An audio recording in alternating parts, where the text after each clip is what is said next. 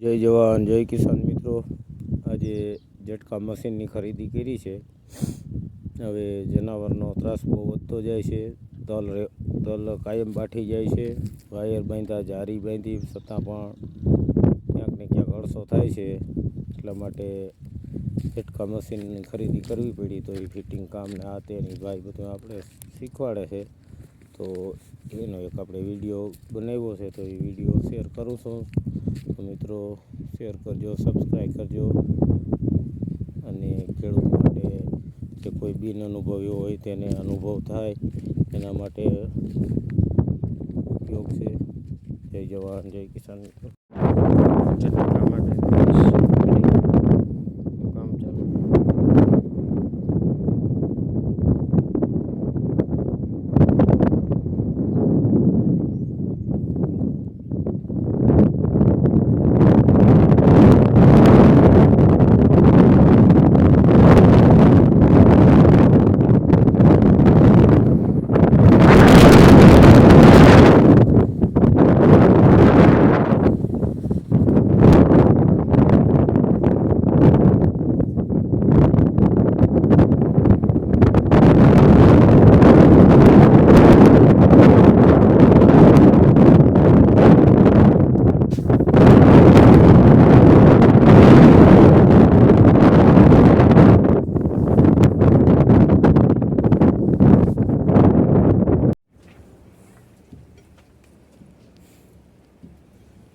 ઉઠવાઈ ગયું આ પિન ઓલી બાજુથી આવે ને બેટરીમાં જાય કા આ વાહુની બેટરીની છે, ઓલી સોલારની આવે એ આ વાહુ આવે।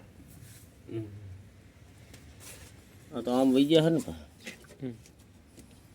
એ હવે એટલે રાખ દેવી બેઠી હોય તો કોઈ પૂતરા બૂતરા બેસે તો ઉપાડી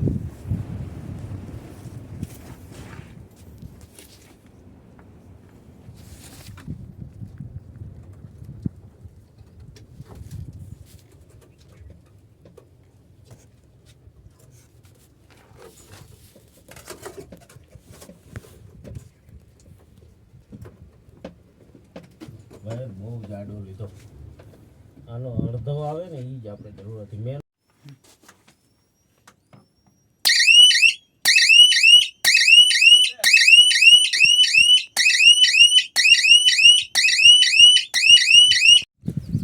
ઝટકા મશીનનો આ વાયર છે મિત્રો, આ રીતે ગરેડીમાં ફિટ કર્યો છે બધે।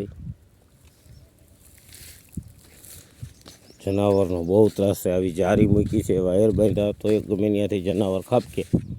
હવે આ ઝટકા મશીનનું એક એમ કહે છે કે આનાથી જનાવર કે ઝટકો લાગે ને એટલે પાછા ના આવે। આ રીતે આમ ગરેડી બાંધીને વાયરમાં, પછી ગરેડીમાં વાયર બાંધ્યો છે। બાકી તો હવે આ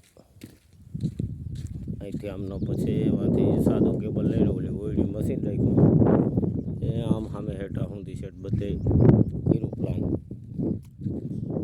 કેવડો ફાયદો થાય જો આ રોજડાઓની નુકસાની, આ બધા બઠાઈ ગયા ને પીરા પડી ગયા। એક વખત રોજ બટકું ભરી જાય ને એ તો મોટો નથી થતો, પાછો વધતો જ નથી। જો આ બધા જો એના હગડ બહુ નુકસાની કરે। બધે બાઠલ છે।